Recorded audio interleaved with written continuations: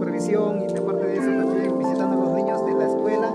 Y hay una niña que quiere hacer un pedido en esta mañana, así es que vamos a enfocarnos, a ver, vamos a preguntar a esos niños que aquí están extrañando sus colegios y en este momento nos encontramos que ellos quieren llevar a su colegio presencial. Muy bien, vamos a entrevistar a ellos, a ver.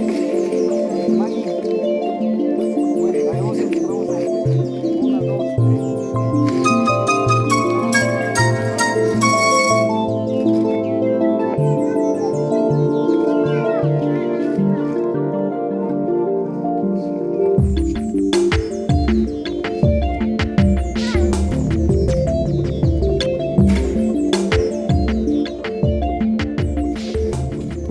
Muy bien, lo que están diciendo los niños es que extrañan a sus compañeros del colegio y extrañan a sus profesores también y ya quieren llevar sus clases presenciales, así es que están pidiendo al Ministerio de Educación que reabra ya el colegio presenciales en esta comunidad nativa de Anaro, ¿no? Entonces ellos están en la casa, no tienen dónde ir, se van por acá, se brinca y así sucesivamente están en sus colegios. Así que mis amigos de YouTube, no se olviden suscribirse y dar like a la campanita y también comentar. Muy bien. Kita iteri, Xavi,